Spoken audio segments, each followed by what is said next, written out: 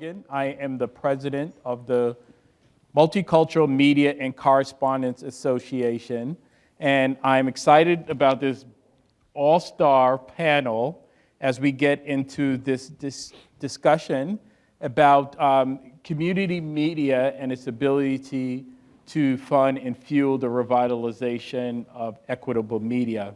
I want to introduce our first distinguished panelist, is Alicia Bell.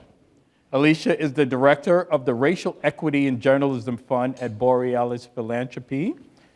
She's a community organizer and media transformation doula working at the intersection of Afrofuturistic imagination, journalism, land, food, and all the spaces in between. I just love that.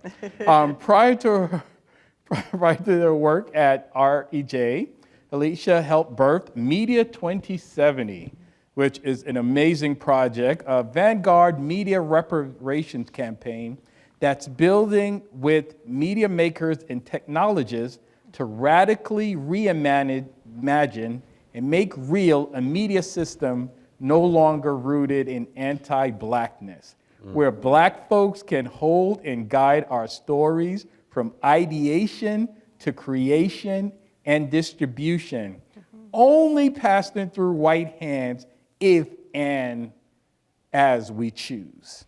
Before that, they helped grow and expand News Voices, a project of free press aimed at building community power in an effort to transform local media to ensure it serves the communities it should. Join me in welcoming Alicia Bell. Alicia.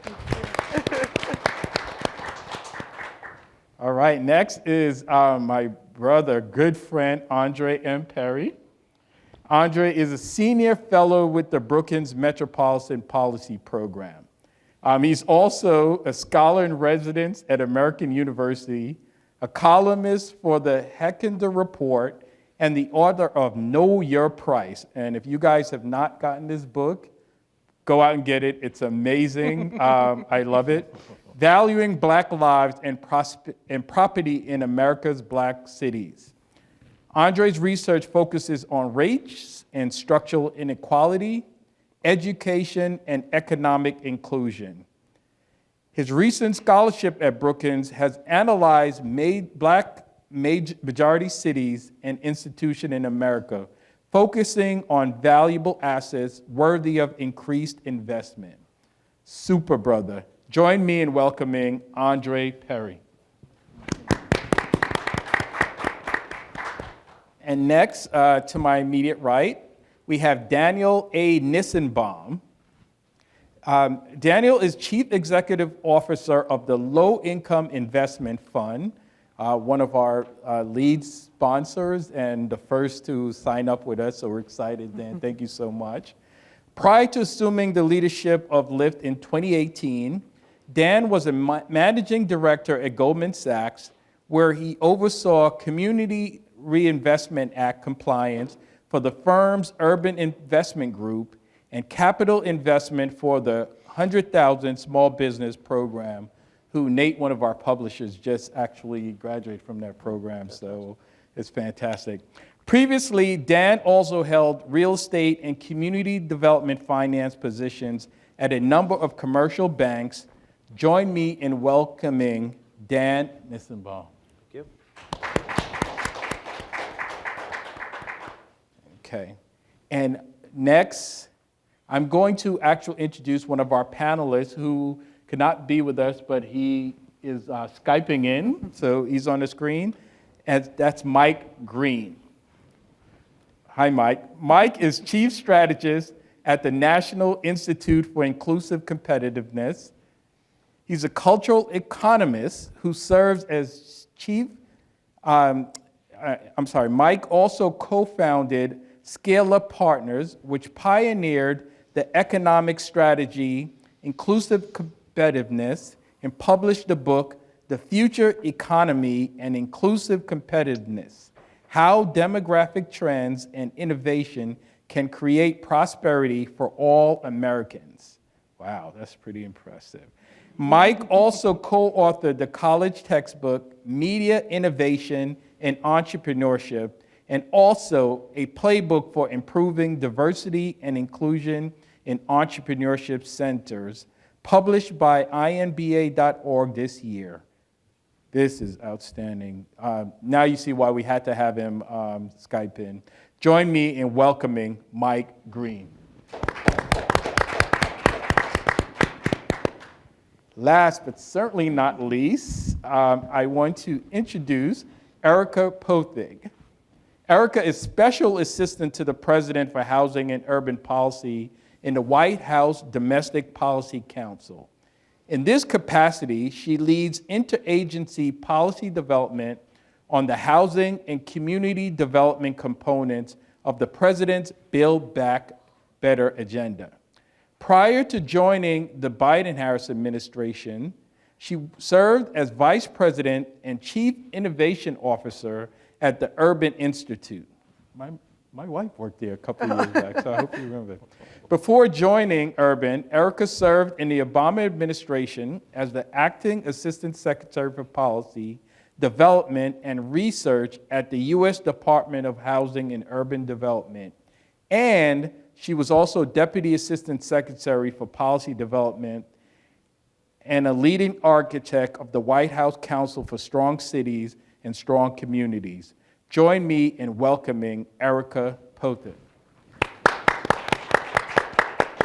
All right, guys, the last panel was fire, so we really have but I'm excited. I think I'd like to, I think I'm gonna start off the questions with you, Erica. Mm-hmm. So we've heard a lot about the Biden administration Build Back Better plan and how it will lead to economic growth that benefits all Americans. We're so excited to see all the executive orders that the administration put out on equity. But there's one small provision in this massive bill that many in the community development sector believe is a long overdue investment in community assets for distressed urban and rural communities that have neither received adequate nor equitable investment in this critical infrastructure. We at MMCA and our coalition partners also believe this provision, which is the Community Restoration and Revitalization Fund, can spark partnerships that unleash the power of community development to sustain community media. You were one of the primary architects of the provision on behalf of the Biden-Harris administration. Can you tell us a little bit about this provision and why it's such a priority for the administration? Yes, thank you, and thank you so much for the invitation to be here today. And you're right, that last panel was absolutely on fire, and I took a lot of inspiration from it, and so pleased and honored to be part of this conversation. So the Community Restoration Revitalization Fund began in its conception as a part of the President's Build Back Better agenda as an investment in what we call civic infrastructure, the kind of complementary assets that are so important in a community that really create the connections in that community. And for so long, we've seen that disinvestment draw away investment from that important aspect of community. The President announced the Community Revitalization Fund when he went to Tulsa to commemorate the race massacre, the 100th anniversary. And I think that was very appropriate and moving because of what has happened to that community. Certainly at the point of the race massacre 100 years ago, but the disinvestment that has occurred to draw away from Black wealth over that 100 years. And to say that this is our down payment essentially on reinvesting in the neighborhoods that have for too long been disinvested in or under-resourced, but particularly because so many of the resources, both in the infrastructure bill, thank you, that the President signed last week, but even in the Build Back Better agenda, flow to state or local governments. It was critically important from a racial equity perspective that we honor and we invest in the assets, and I want to underscore assets of the communities that exist, the vision of the people in communities and the institutions that have long served those communities. So the fund very intentionally is an investment in community-led projects, and that we, in the contemplation of it, really specify that these have to be organizations and institutions of the community. They can have partners, and we contemplate the importance of partners because these are large scale. We contemplate this, these investments being on the size of what the Choice Neighborhoods program has been, which is on the public housing revitalization side, they've been grants up to $30 million to really make sure that there is enough sufficient resources to provide capital investment and other kinds of complementary investments to see the vision to life. So one thing I would just underscore that's really important that we fought hard to retain is this direct investment in these community-led projects, in the community organizations themselves who have that vision and that voice. And so that's that is one of the main principles of this, and I think it is also critically an expression of racial equity too, in the ways we're trying to rebalance the ways in which funds are invested. Not to say that local government or state government can't flow those resources in that way too, but we know that there are sometimes political struggles that occur, and we wanted to make sure that there was a channel that went directly to communities and where the federal government could be in that relationship with communities more directly. So these are the kinds of things we imagine this would fund would be, imagine the assets in communities. Sometimes it might be a vacant lot or vacant land that is about building a museum, for instance, that is an expression of the culture and the assets of that community, or rehabilitating an older building or school or other property that has been a value or asset that community and making it suitable for other kinds of services, supports, entrepreneurial activity, other things that can complement the needs of the residents, and but also importantly, like create that connection, create the spaces that create the connections and the stories, and lift up and invest in the assets. So obviously these can be open spaces where people can connect, but also properties and buildings that really are an important part of the strategy. We hope that it will also unlock economic activity and bring other kinds of private capital to flow to communities that for too long have been under-resourced by private investment. That's why the partnership relationship with Low-Income Investment Fund and other CDFIs has been critical, because they can help to really harness other forms of private capital using leverage from oftentimes philanthropic investment too. So that's another feature of what we contemplate as part of this investment. And then I would say, lastly, a key feature is to really incorporate equitable and climate resilient design. So being very intentional about that and providing resources. There are about $400 million in this fund just focused on technical assistance and capacity building, because we recognize that some communities will have been working on these strategies for a number of years and will be ready to go. But many others will need some complementary supports in investment and planning and building and supporting the narrative development that I know that community media can also play. And so we've invested significantly in the fund, it's contemplated, to make sure that we are creating a pathway to a pipeline for projects that could also benefit from direct investments, what we call sort of more implementation supports. So we're super excited. Thank you for lifting it up. We fought to keep it in the portfolio in the Build Back Better agenda when a lot of things were hard to keep, and I'm just pleased it's in and getting the attention today. No, that's awesome, because not only will it be able to fund some of the harder community assets, but some of the connective, the infrastructure. That's awesome. Dan, I want to bring you in.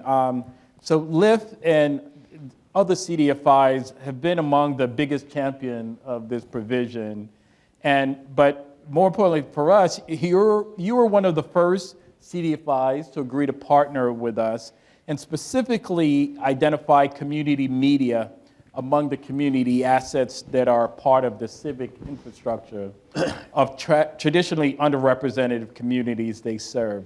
Can you share with us why you made that connection so easily? And equally important, how do we motivate the rest of the community development and impact investment sectors to join you? Thank you, David. Yeah, I appreciate being here, and I appreciate you bringing us together. As I said earlier, it's a rare experience to be in a room with such a different sector that knows as much about CDFIs and as much about CRA, and I think we're really just scratching the surface on what can be a newfound partnership and some great connection. I was listening to the panel earlier as well, and I'm going to pick up on what one gentleman said. He said it's about cash, capacity, and commitment. And I think that is really just the best way to summarize all of this.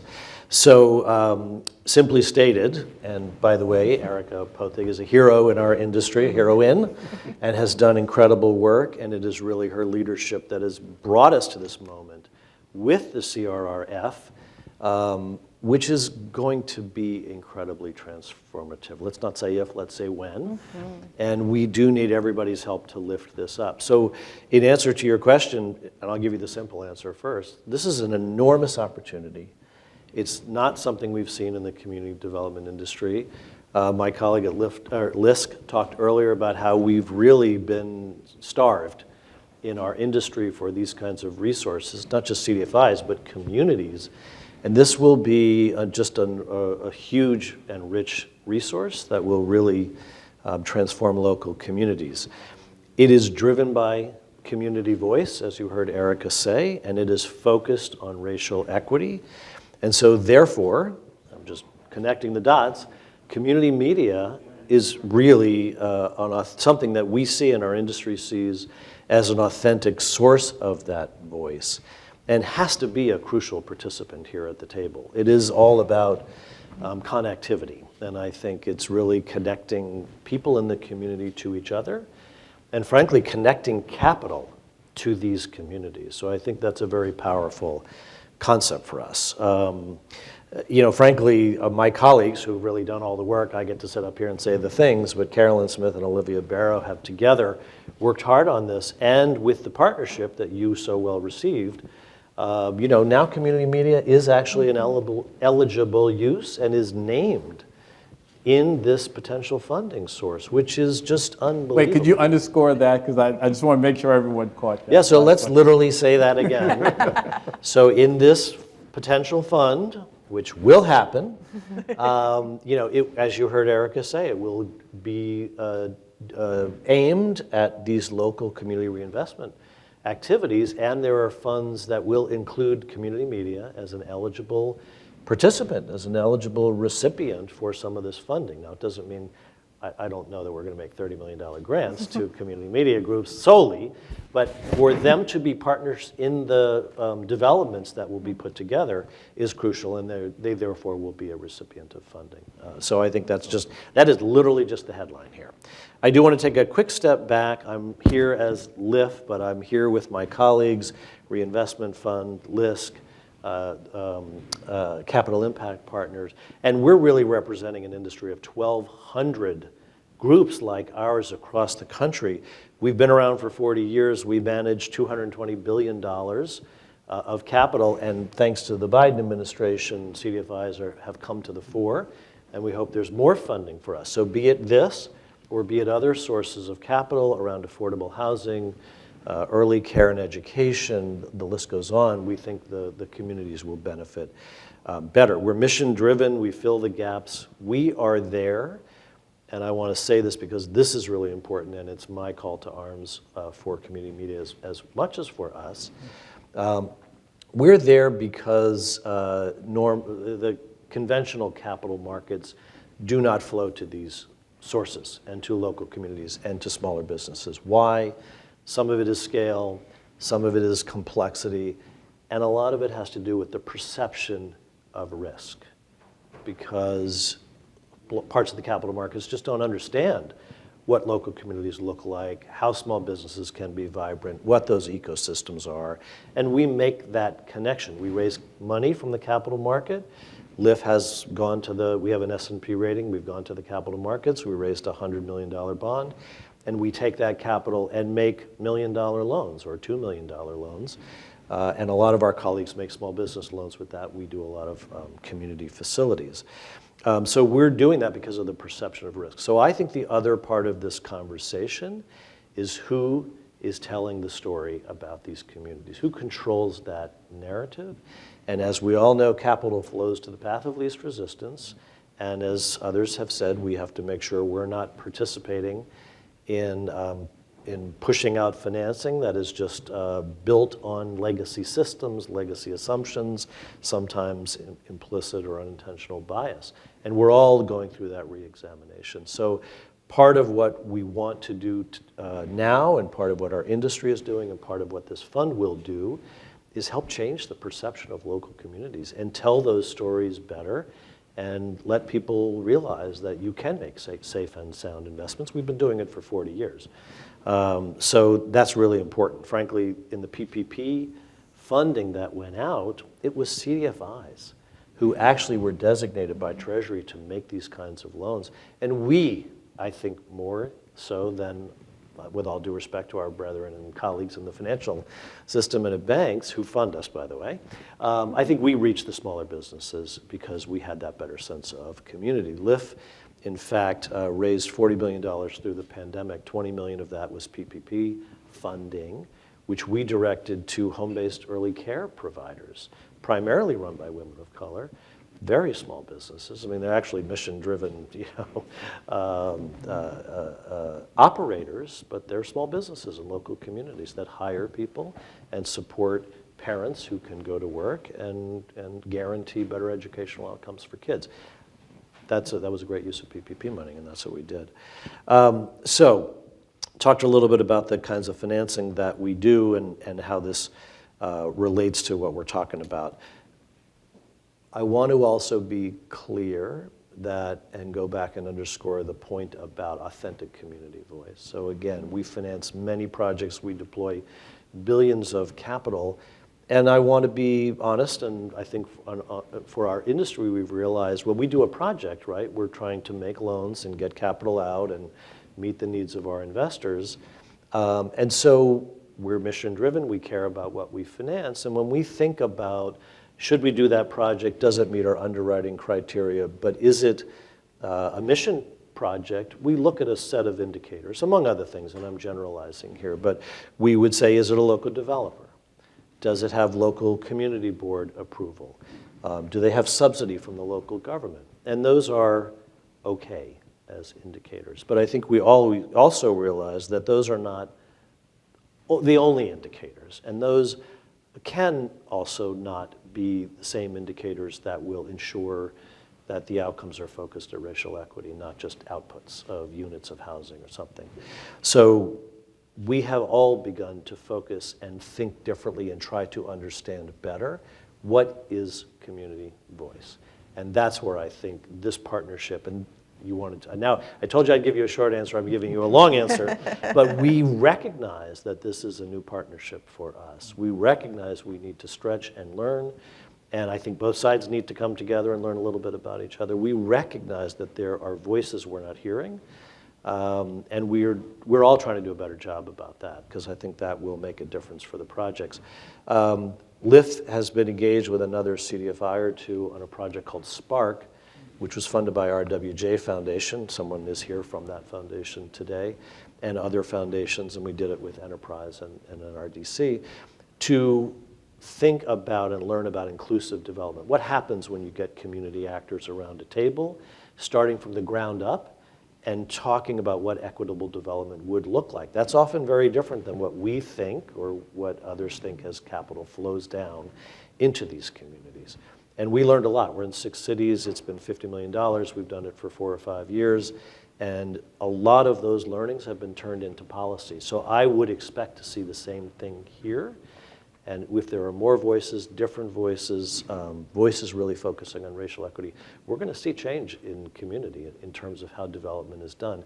And the hope is not just that we spend this money, which we're very excited about spending, but that it becomes a template. I mean, let's look to the future. This literally has to, and hopefully will change the way that capital will flow. And that is really, really, really important.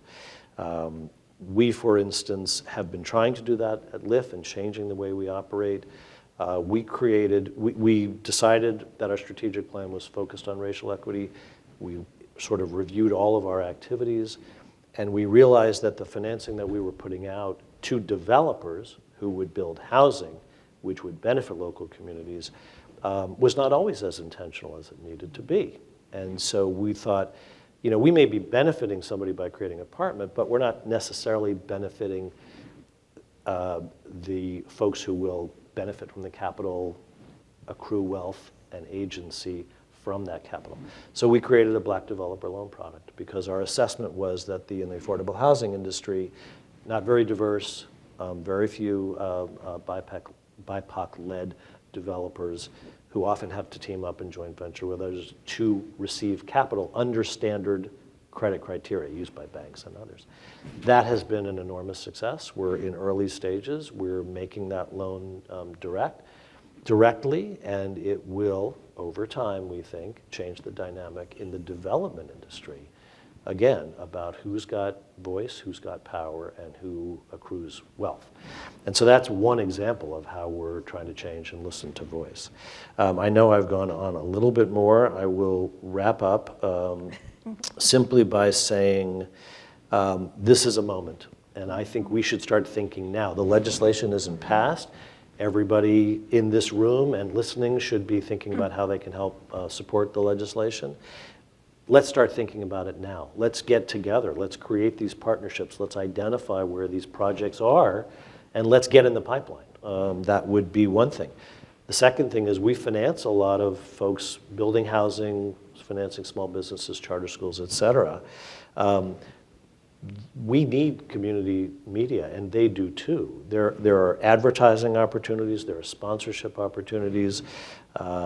There's advertising for employment. There's just a lot of different ways that local media, I think, can connect with community development. And a speaker earlier said that. Let's learn more about each other. We've got great opportunities to partner. I will just close by also lifting up something that the other speakers talked about, CRA. The Community Reinvestment Act has changed. The prior administration really tried to weaken that legislation, and thank goodness for the Biden administration, which has brought that back and is strengthening it. Let me just give you one example. There was previously a standalone requirement for banks to do investment. Standalone. That is now no longer true.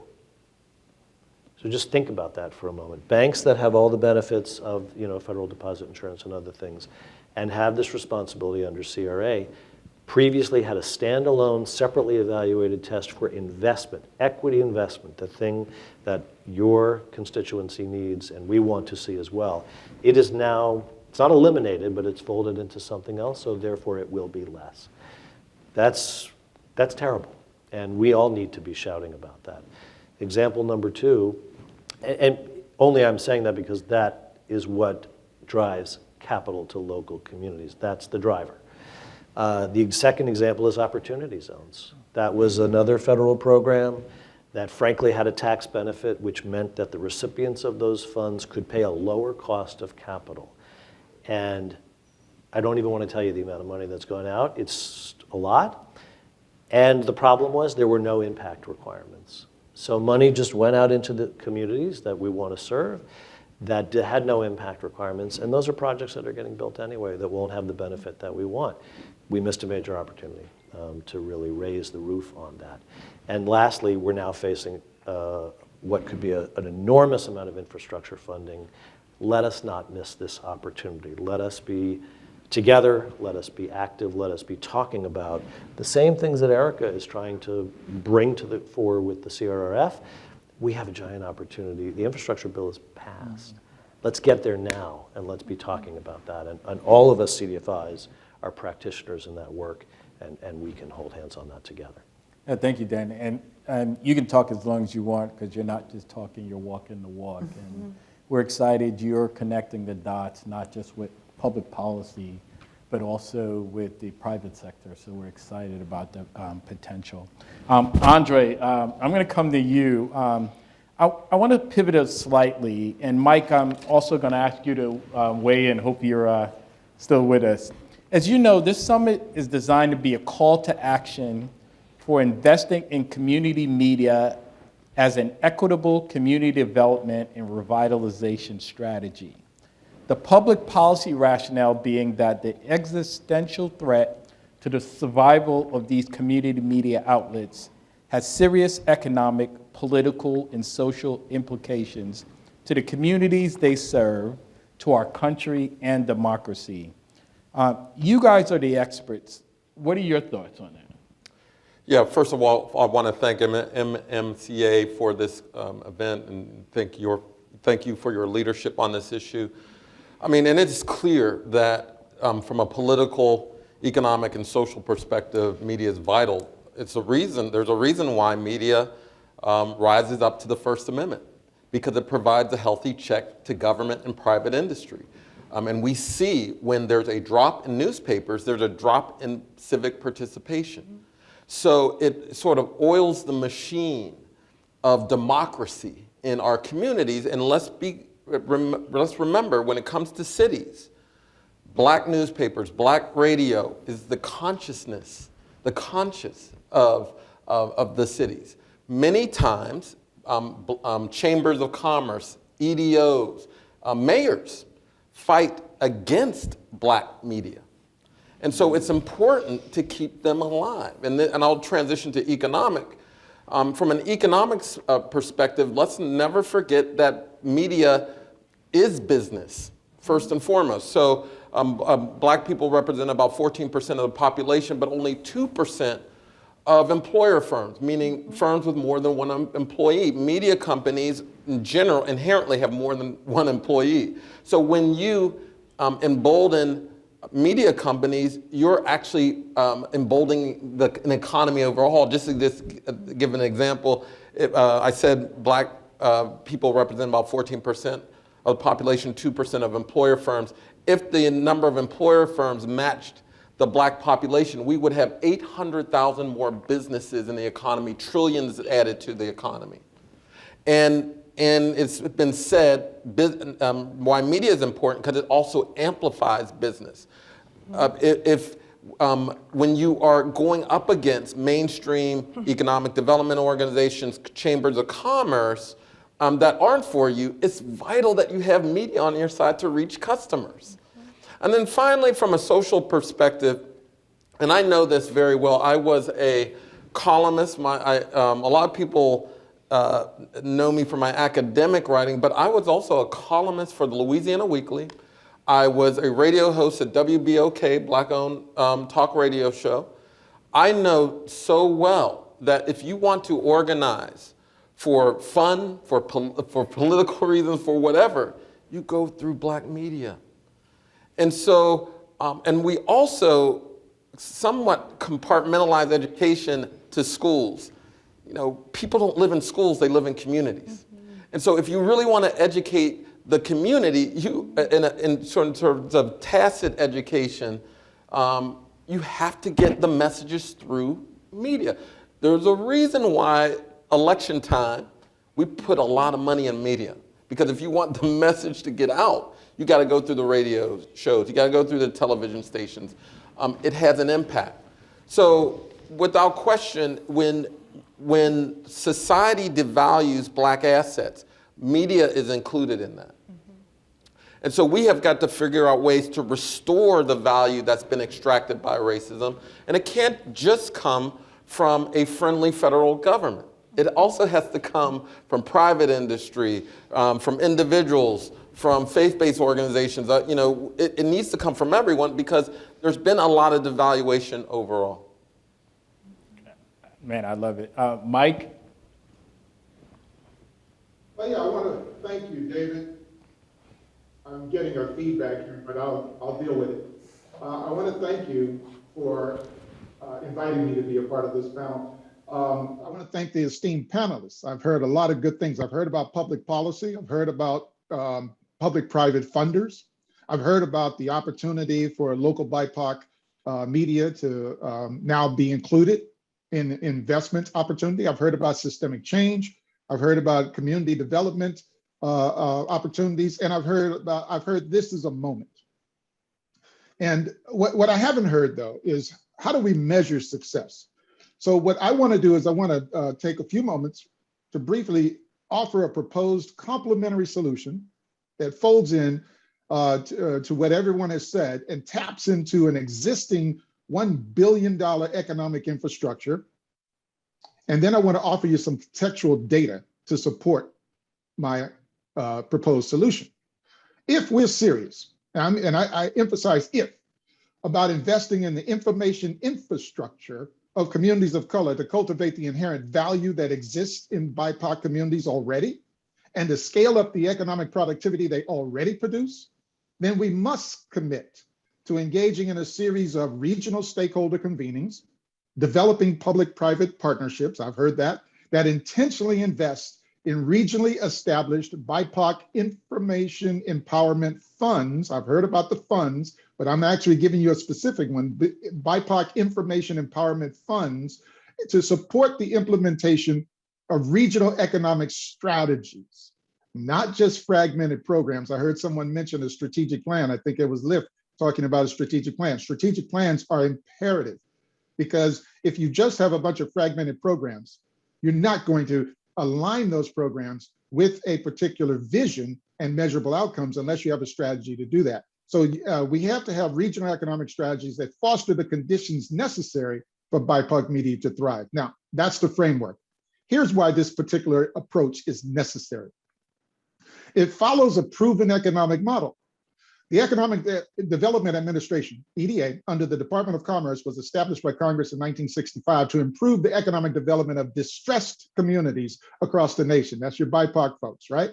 It has since established an infrastructure of economic development districts that produce regional comprehensive economic development strategies, or CEDS, that are forward-looking plans to foster conditions necessary to generate business growth, job creation, and regional prosperity. As someone mentioned, media are businesses. They're small businesses in local communities. These strategies, these CEDS plans, blanket the nation. They are invested in by public-private partners and other regional stakeholders every 5 years. They're updated annually. Not one prioritizes outcomes for BIPOC communities, and I find that unconscionable. They've been around for more than 60 years, and yet the conditions have worsened. Traditional media has failed to properly cover this landscape of public and private sector economic investment and community development. And no public policy today. And I'm glad to hear that the Biden-Harris administration is changing that. But currently, no public policy prioritizes the economic competitiveness of communities of color at any level. And the majority of private sector industries perceive people of color as purely a low-wage workforce. But BIPOC media, however, are businesses. They're employers. But the development of these businesses are not included in any CEDS plans. And I'm sure most of your audience has never read the CEDS plans for their region. So let's be clear. Communities of color cannot and will not achieve equitable shares of the American dream of prosperity without a viable and reliable information infrastructure that provides critical and timely knowledge and empowers the most vulnerable populations to overcome systemic problems that none of us created, but we all inherited from a 20th century that's hallmarked by segregationist laws, systems, public policies, and private sector practices that we now carried into the 21st century and continue to sustain today. So any discussion of developing a sustainable foundation of support for BIPOC media to thrive must include innovative economic strategies distinct from the status quo business models of traditional media, which are rooted in private enterprise, protected by the First Amendment, and steeped in the history of white supremacy in America. And we hear it every day. So let me offer some data to shed some light on this. 80% today of all employer businesses in America are white owned. 80% of all journalists and 80% of all public school teachers are white. 92% of America's $22 trillion GDP is produced by white-owned enterprises. 84% of America's 140 million homes owned by white Americans. And more than 90% of the private lands are owned by white Americans. And in the last 10 years alone, banks have been fined $243 billion, that's with a B, due to discriminatory practices which remain ingrained in their business models. So we know that the challenges we face are enormous. Now, on the flip side, 3/4 of BIPOC children still attend segregated schools today. And all of America's students that are living in our most vulnerable populations, all of them are ubiquitously served by the worst quality schools in the world's richest nation. We know that. But that infrastructure plan that came through Congress has nothing that intends to flip that script. So that infrastructure remains unchanged generation after generation. Today, all 2.6 million Black-owned businesses produce less than 1% GDP. That's 156 years after the Civil War, and we still produce less than 1% GDP. Add in another 3.3 million Hispanic-owned businesses, and that number moves up slightly to about 4% GDP. And add in the Native American and Asian businesses, and we're still less than 10% GDP of the nation's economic productivity. That means the collective body of BIPOC populations, all of us, which will be the majority of the total population in America in one generation, another 25 years, currently produces a fraction of our capability. This underperformance is indicative of systemic deprivation and intentional targeting of these populations by systemic racism in laws and policies and private sector practices. So you would not know this by consuming traditional media. But now the nation's future, the health and wealth of the nation's future, are dependent upon improving the productivity of BIPOC populations. Why? Because already a majority of our public school student populations are BIPOC kids. And to empower BIPOC communities to reach our potential and contribute to the global competitiveness of our nation, we must improve the sources of credible, applicable information in their local communities. It's imperative. And so here's my closing point. The traditional media landscape has contracted by 40% since the turn of the century.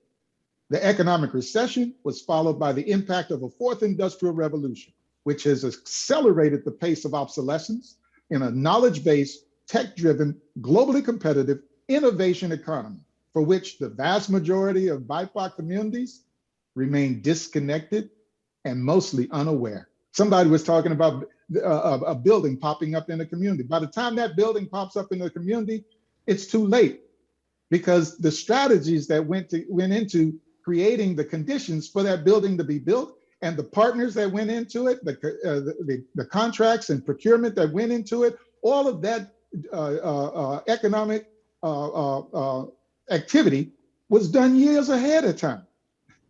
By the time you actually see shovels in the ground, it's too late. Gentrification is going to occur, displacement is going to occur. The people who are most impacted were not at the table of strategy. Now, this is not a call to change what the BIPOC communities are doing, because they're doing a lot. But rather, this is a call to change what the power brokers and stakeholders and policymakers are doing. This is a call to develop economic strategies that introduce new business models, develop investment funds that support and scale up what BIPOC media owners and entrepreneurs are already doing today, and ensure there's a viable and reliable information infrastructure to empower BIPOC communities to be more productive and reach their highest potential. Now, the outcome of that approach benefits the nation as a whole, but it requires the nation to prioritize the empowerment and productivity of its most vulnerable populations to reach their potential, if we're going to save this nation and save the future for our children. Wow, Mike and Andre, thank you so much for that. And also the data and the facts to back that up. I think it's irrefutable. Alicia, let me come to you. You spearhead the work of one of the only funders targeting racial equity in journalism. What insights can you provide potential investors, funders in the community development sector about the investments and the type of partnerships that are needed to shore up and build capacity in community media? Well, thank you so much, David, for having me. And I sat here thinking, can I say anything besides what he said and what she said? Because all of that's true. And it made my time a little bit easier. But you know, I really want to lift up this piece around inherited anti-Blackness and what that looks like in our traditional media systems. You know, we have a history of BIPOC-led Black, Indigenous, other communities of color building up and sustaining somehow news organizations, media organizations serving BIPOC communities. And that is a miracle. It's amazing that that has happened because it has happened in the context of historically Black media being targeted with sedition charges for being publishers, for being editors, for telling community story. It has happened amidst the fact that historically only white men were given radio broadcast licenses when those were initially given out for free. It has happened amidst many different civil rights battles and civil rights fights. And yet and still, Black media, Indigenous media, BIPOC media has continued to survive, has continued to serve communities, and has continued to be the connective tissue that we're talking about today. That's a miraculous endeavor. And it's on us and it's on those power brokers and those policymakers to honor that history and create a future where those barriers and those hardships are not so heavy. And I was so happy, Erica, to hear you lift up the fact that President Biden introduced this work in Tulsa. Because earlier this year, we had a chance to connect with some of the journalists, the Black newspapers, Black digital publications in Tulsa, Oklahoma. And part of that was because of the way that traditional media had played a role in creating the narrative and the story that allowed for the Tulsa massacre to happen in the first place. And there were Black news organizations then who were trying to let communities know what was going on. It was only because of Black newspapers and Black media that people really knew about the Tulsa massacre. And so I want to lift up the work of Nehemiah Frank and Dion Osborne at the Black Wall Street Times in Tulsa, Oklahoma. When we had a chance to speak with Dion, he said that in Tulsa and in many places across the United States, it has been Black media, it has been BIPOC media that has been the pinnacle of what journalism should be. When we think about journalism holding truth to power, when we think about journalism's role in accountability, when we think about journalism's role in being the connective tissue, being the educator, being the culture bearers and culture creators, so much of that has been Black and BIPOC media. And it's a leader, and yet and still is separated somehow when it comes to business, not perceived as being businesses, not perceived as being local media, something else. Oh, this is BIPOC media, this is local media. Not perceived as being leaders in journalism, not being funded as such. And so I want to lift that piece up because there's been so much information around the funding that has gone to journalism, the funding that has gone to media, and how much, a minuscule amount that's gone to BIPOC media, right? When there's an organization, the Democracy Fund, they tracked from 2013 to 2017, the $1.1 billion going to journalism. 8.1% of that was going to ethnic media, women-owned media, LGBTQ media. So to three groups where we know, of course, there's intersectionality, that was the percentage. And 1.1 billion compared to all the numbers we're talking here is nothing. So 8.1% of that is nothing. When we look at the $147 billion that's gone to Black startup entrepreneurs, just in the past few years alone, 1.2% of that, the 147 billion to startup entrepreneurs, 1.2% of that has gone to Black startup entrepreneurs. That's a minuscule amount. And then I want to hold that alongside this McKinsey study that came out earlier. It was studying Hollywood, and we know that Hollywood, similar to journalism in other ways, is a narrative creator. It's a culture creator. They said that if Hollywood figured out a way to reconcile racial equity and racial inequity, that it would create a $10 billion increase in that market simply by figuring out racial equity alone. We know the same is true for narrative creators, because the same way that Hollywood creates narrative and culture is similar to the way that artists and media makers create culture. It's similar to the way that journalists and newsrooms create culture. And the way that culture is created is by sharing narrative, sharing story, and sharing reality, so that the space between a community is smaller. And so in this work, right, we're talking about community development, we're talking about housing, we're talking about land, we're talking about transportation, we're talking about business, right? And if we honor the fact that journalism, that culture that is created, the narrative, the story, that is the forest floor of all of those issues, then we cannot realistically expect that we will solve housing inequity, transportation inequity, economic inequity, business inequity, any of those things, without funding and without supporting the people who create the narrative and the culture that allows for those material conditions. And the people who allow for the material conditions of housing equity, the people who allow for the material conditions of transportation equity and health equity, and all of these things that we care about, those are our media makers. Those are our journalists. Those are our newsrooms. And so there's no way that we get to that without supporting BIPOC media. And I think it's one of the reasons why this progress has been so slow, is because we haven't adequately and appropriately funded and supported the culture creators, the culture bearers, the narrative creators, the storytellers in our communities, to make sure that we have this culture that's just so juicy and rich and abundant that everybody wants in, that everybody wants to throw down, everybody wants to be a part of it. And so here I am, right? I'm sitting in the directorship of the Racial Equity and Journalism Fund. I'm holding that in 2020, UNC mapped out 950 BIPOC media organizations. Those organizations have a range of budgets, right? What I do know is that there are some of our partners, some of the newsrooms that we work with, for whom we're giving $50,000, $100,000, $250,000 grants to, and that's the largest amount of money they've ever received.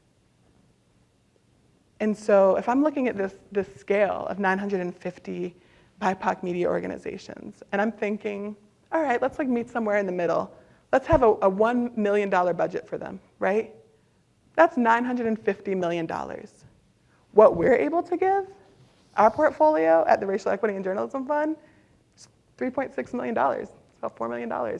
That's less than 1% of what we would need to make the budget somewhat adequate for 950 media organizations across the country. So we can't do it alone. We can't do it only in partnership with the philanthropic partners, the funding partners that are giving money. It has to include something else.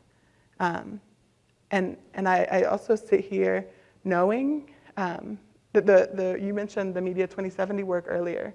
The reason it's called Media 2070 is because this is a 50-year cyclical issue. In the early 1920s, the Chicago Commission said that we have to support BIPOC media differently. We can't only support traditional white-led media because of the way it contributes to racial inequity. 1960s, 70s, same thing. Kerner Commission, Community Relations Committee said the same thing. White-led media harming communities. BIPOC media, Black media not being treated as humans. And here we are, approximately 50 years later, having the same conversation, just saying that we have to fund these organizations, we have to do something different. And I don't want to have the same conversation in 50 years. When it comes to 2070, some of us will not be here. When it comes to 2070, some of us will be raising our great-grandchildren, our grandchildren. And we can't keep having the same conversation. So we have to do something really different now so that we can be having an entirely different conversation by the time we get to 2070. Oh, thank you. So I apologize. We have maybe one question from the audience before we wrap up. All right. Well, here's my last question. Now, there's an action item coming out of this summit, and it's to build a broader coalition of the willing that will lead this effort to unleash this new funding, this new imagining of supporting community media. So I want to ask the panelists to just briefly talk about who else in your network or organization should we be bringing into this conversation? Because it's going to continue, that would be the right person to be part of this effort. Because we're thinking, we'd like to see MMCA, we'd like to build supporters for a management committee that would be the brain trust of pushing and sustaining this effort in a very strategic, consensus-building, implementable, actionable way, so we're not having this conversation 50 years from now. So I don't know, Erica, maybe I'll start with you. And what agencies, folks mentioned Commerce, they mentioned, of course you have a lot of work with HUD and Treasury, but who else should we be bringing into this conversation? Yeah, well, thank you for that question. And I was thinking, I definitely went to thinking about the agencies, the public affairs officers of all the federal agencies who, of course, interface with so many media organizations and make choices about, which questions to entertain and whether to field the questions. And so I think those folks are critically important part of this, and we've built a lot of interagency tables that include many of the agencies you just mentioned, HUD, Treasury, Department of Commerce, but I would also add to that Department of Education, Health and Human Services. We were doing a lot of incredible work with the General Services Administration, which makes choices about where to put federal facilities and thinking about how to make that an investment in community. So those are just a few of the ideas, but I do think those public engagement officers, those press officers are a critical connection to make. Absolutely. Dan, same question? Sure, just throw out a couple of things. I mean, first and foremost, you have the CDFI community. We're here. You've heard from partners. Actually, our industry association, Opportunity Finance Network, is represented here today. So I think you have real interest and real commitment, and there's just so much more to plumb there. I think a second actor could be local government, and I'm not sure what that specific body is, but as we think about this and as you think about where all this money's going to go, and we've seen this as it pertains to the CARES Act or the last stimulus funding, local government is boots on the ground.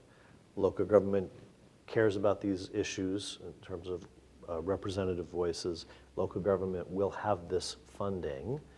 And we've begun to see local governments come around to trying to adopt a racial equity lens. And so I think they are part of this structure and systems that Mike alluded to. They're sort of starting to creep toward all of this, and they've got funding. So I do think that we're holding hands with them, and they're coming to LIF, as they are to our other partners, and asking for our help on how to make sure these monies get into the community in an equitable and inclusive way. So I do think that's a powerful partner. And then frankly, let's keep calling out those who we think need to make much more progress. And I do think the development committee be that housing committees or developers or others, they also need to be part of the conversation for sure. And we certainly need some help with the big banks, your funders. So please, Absolutely. bring I already them in. called them out. I didn't want to do it again. So Andre, same question. Yeah, I think when you reflect upon what sparked investments in black communities over the last 20 years, there's no question young people marching in the streets. I have limited faith in the muckety-mucks getting things done. As much as I value my work, I think I'm handsome, I think I'm smart, I think I'm a lot of things, I think my work is valuable. It became much more valuable when people were marching in the streets, demanding change. So if we can harness the power of young people, at least organizations that represent young people, marginalized people, then because I think, like on this panel, you have people in place. We need people to push us. And so I'll say young people, young people. No, I love it. Mike? Do we lose Mike? Yes, I appreciate this. Can you hear me? Yes. I appreciate this question. There are a number of groups. The National Institute for Inclusive Competitiveness works with the HBCU community. We work with Clark Atlanta University, Jackson State University, Lincoln, Cheney, a number of others, Benedict College.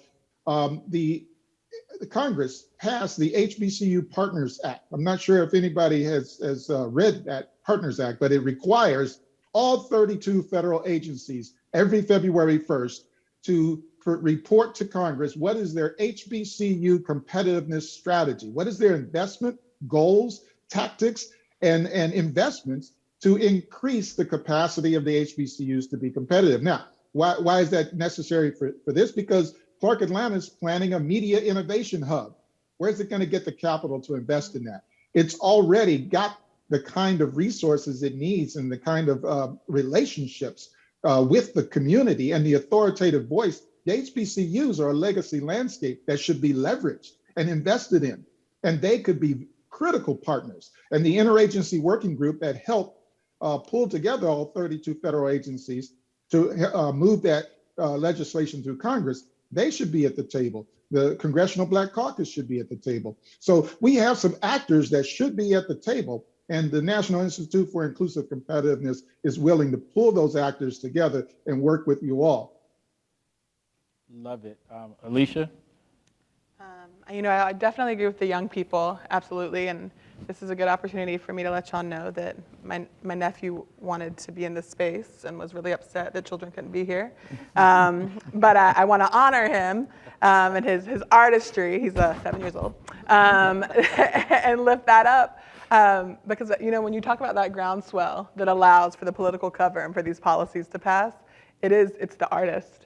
It's especially the artists who specialize in public installation art, in mural art, and making our public space sparkly and lovely and wonderful. It shares information as well, but we have to include the artist in this conversation, the public installation artist, the muralist, to make it so that groundswell is held in a public reality that then allows it to be much easier for this policy to pass. Awesome. With this, we will conclude. We're a little over, but I'm sure you guys would say it was more than worth it.